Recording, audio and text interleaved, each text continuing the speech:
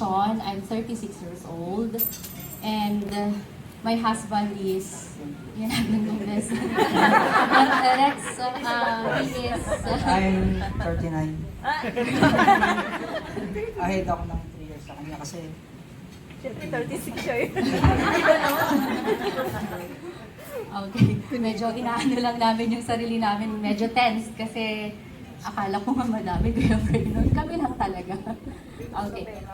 So, we are so blessed to have this privilege of giving our testimony. Actually, this testimony, we entitled it, A Story of How God Transformed Our Family Life. Chaotic, no direction, self-reliant, egoistic, unhappy, and loud. This is how I describe my family few years back.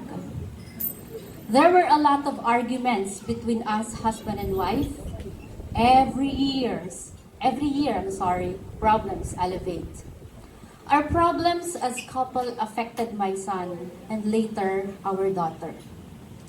My relationship with Rex, if I would describe, is like a broken glass. I don't want to go back to him. He knows it, and it's beyond repair. My Nico, I know, had a broken heart. Para siyang papi noon, na pag nag-aaway kami, umiiyak sa tabi. I can't really imagine. Rex and I reached the point of separation because I wasn't happy with him anymore. I always compare him with other men more worthy of me. With all the adjustments and strategies we have tried, nothing succeeded.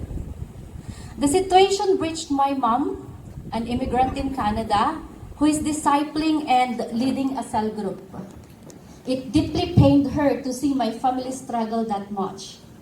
She tried to reach out, and we talked over the phone, giving advices and praying for me and my family. The concept of prayer at that time was awkward. Hindi ko alam, pero hindi kasi ako sanay talaga na pinagpipray ako ni Mama. But as she started praying, I was moved. It was really unexplainable. Well, to cut the story short, I was directed to a Christian church. By the way, we church hopped. We were seeking something missing that I believe would fill the gap in our lives, our family life. I could remember my first attendance to that very church. The songs gave me chills. The message of the song paralleled my despair. I cried continuously, and I was not conscious of the people. The next month, I got promoted at work and was transferred to another office. I had this colleague who would always talk about faith and godly matters. I was intrigued, and so I get connected more. My connections were changing. My reading materials were changing. Even my FB feeds, it changed over time. I was greatly moved, and as I was moving, I continued seeking more, doing more, like a hungry and thirsty soul. But as a Christian under construction, Rex and I were bombarded with more challenges in life. We're still fighting, and problems come on top of the other. We try to calm down and apply every church lesson, but unexplainably, our home was still unhappy.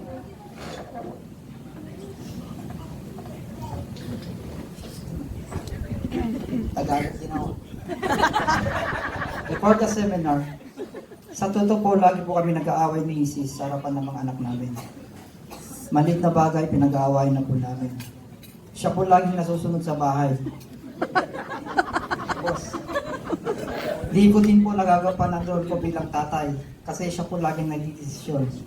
Sa mga anak ko, lagi ko silang nasisigawan at wala din akong time sa kanila kung minsan, lalo na sa panganay ko. Wala kaming bonding at kung minsan, kinukumpara ko siya sa ibang tao at sa mga classmate niya. Hindi ako nakapokus sa relasyon ko sa asawa at anak ko.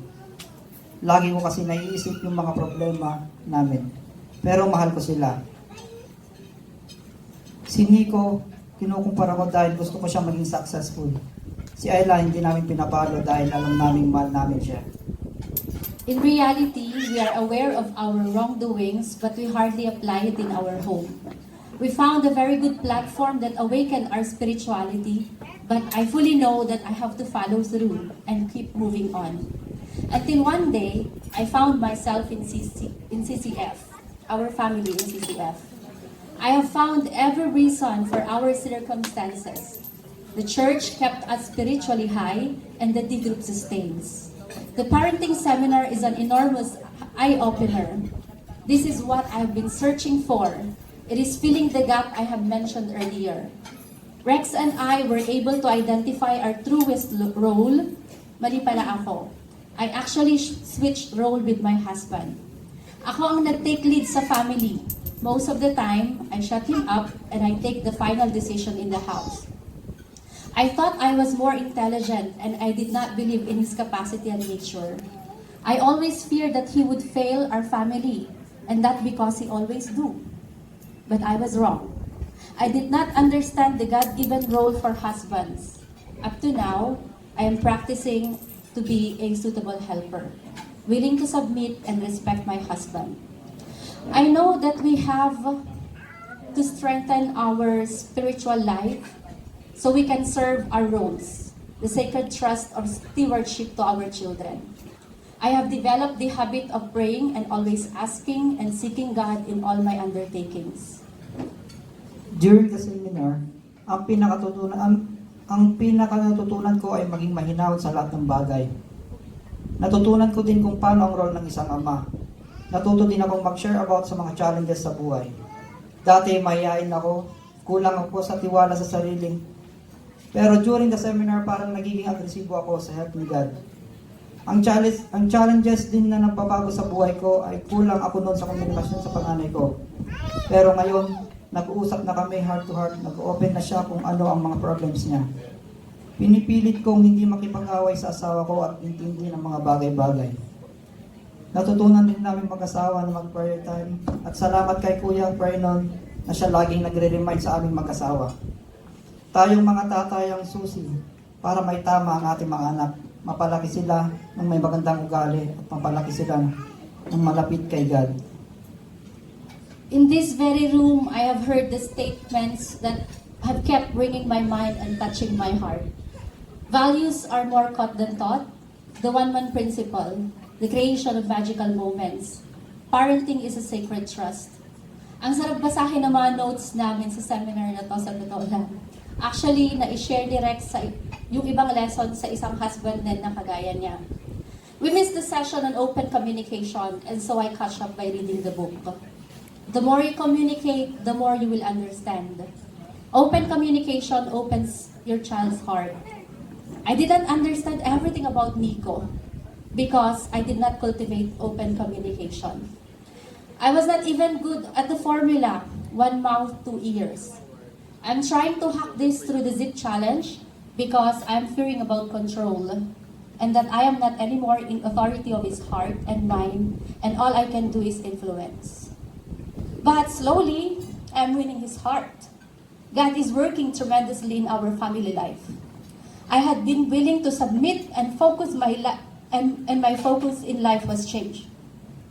To give a concrete example, I applied for a 3-year study leave, left my work and position so I can have more time pursuing God.